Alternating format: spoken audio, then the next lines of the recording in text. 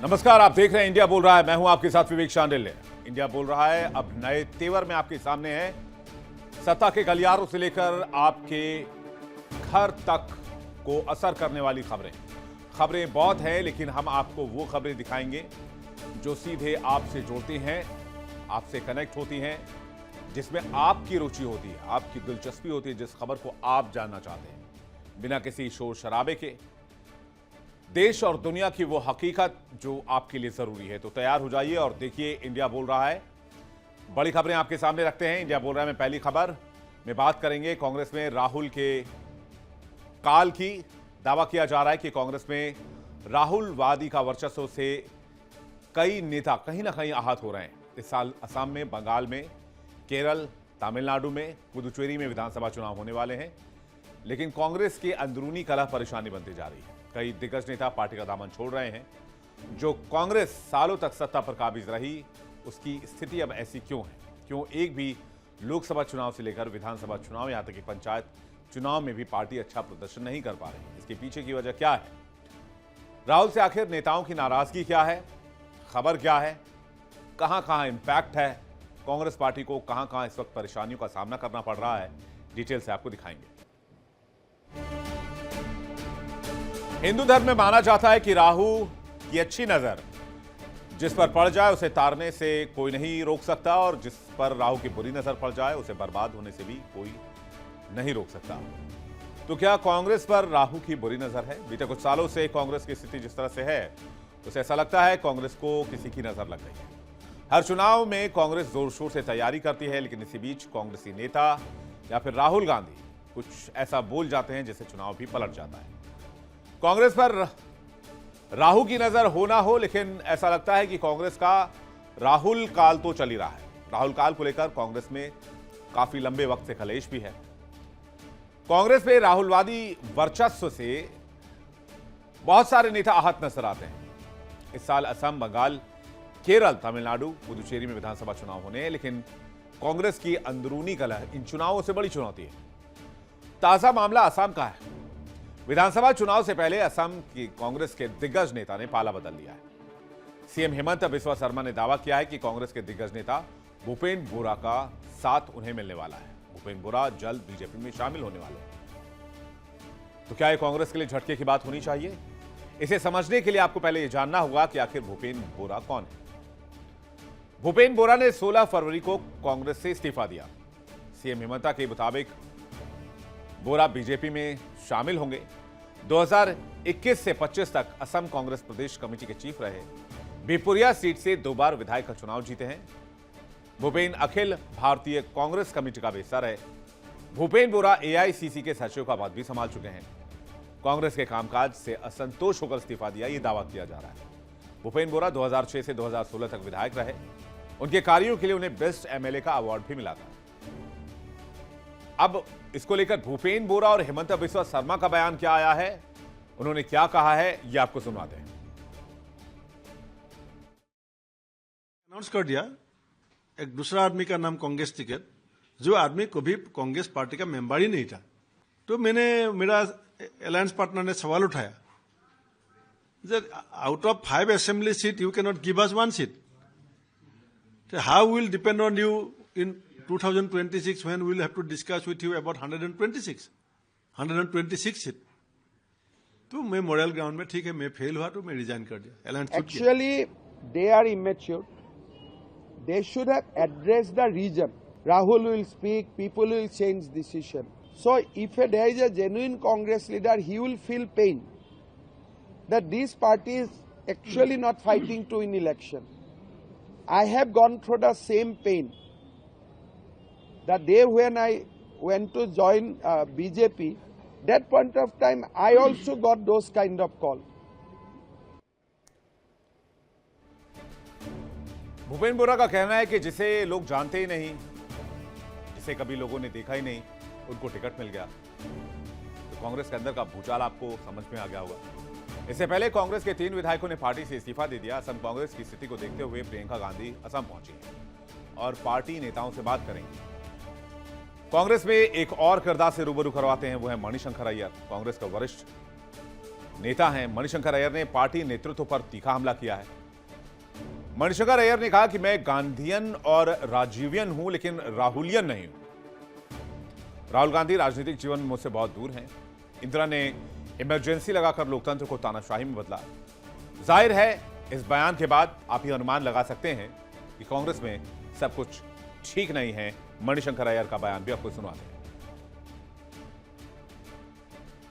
Mr. Rahul Gandhi has forgotten that I am a member of the party.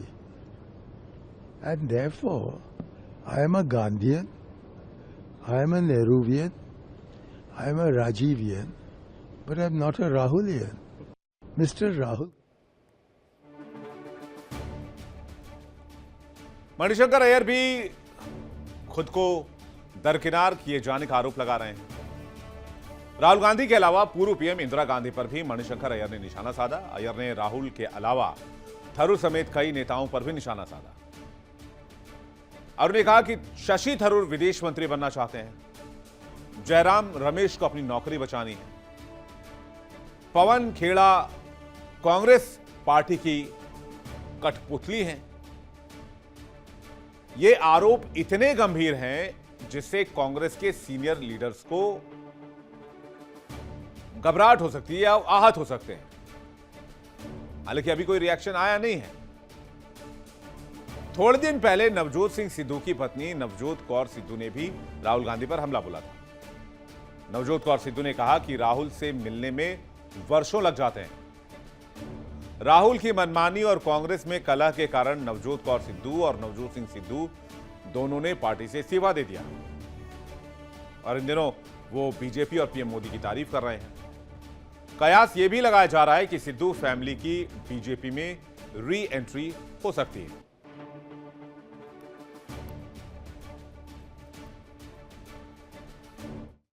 Yeah, probably it's been gifted to him. He has not worked his way through the lower steps to actually be on the lower ground. You know, I think it's very important to be grounded. What's happening at ground zero is very, very important for anyone. So you have to be in touch with the ground reality to know. You can't be living in a dream world. वैसे ये कहानी सिर्फ असम की है या फिर पंजाब की है ऐसा नहीं है। लगभग सारे राज्यों में कहानी कमोबेश यही है। कांग्रेस में अंदरूनी कलह, चुनावी राज्यों में कांग्रेस की हार और उसके बाद एक दूसरे पर आरोप प्रत्यारोप के दौर की शुरुआत। अब कर्नाटक को ही ले लीजिए। कर्नाटक में डीके शिवकुमार और सिद्धारमैया के बीच का टकराव थमा नहीं है। अंदर खाने बगावत की खबर मिलती रहती है। केरल कांग्रेस में भी खींचतान की खबर है। पश्चिम बंगाल, जहां पर कांग्रेस का एक अच्छा आधार हुआ करता था कभी, लेकिन कांग्रेस ने हाल ही में अधीर रंजन चौधरी को हटाकर एक नया अध्यक्ष बना दिया जिनका नाम है शुभंकर सरकार। अधीर रंजन चौधरी सेंटर में हाल के दिनों में बड़ी भूमिका में रहे। कुछ सालों पहले तक उनको आप हमेशा सुनते रहे होंगे पार्लियामेंट में। और वो अधीर रंजन चौधरी जो है ममता बनर्जी के खिलाफ बहुत मुखर रहे हैं। वाम दलों के साथ मिलकर तृणमूल से लड़ते रहे, मगर इस बार कांग्रेस ने तय किया है कि वो पश्चिम बंगाल में अकेले चुनाव लड़ेगी। वैसे भी कांग्रेस के लिए वहां खोने और पाने के लिए कुछ भी, पाने के लिए तो बहुत कुछ है, खोने के लिए कुछ भी नहीं है। उनके पास एक भी विधायक नहीं है। सबको मालूम है कि हरियाणा में क्या हुआ। भूपेंद्र सिंह हुड्डा और कुमारी शैलजा के टकराव में पार्टी का क्या हाल हुआ। यही हाल छत्तीसगढ़ में भी रहा, जहां भूपेश बघेल और टीएस सिंहदेव को एक दूसरे के आमने सामने देखा गया।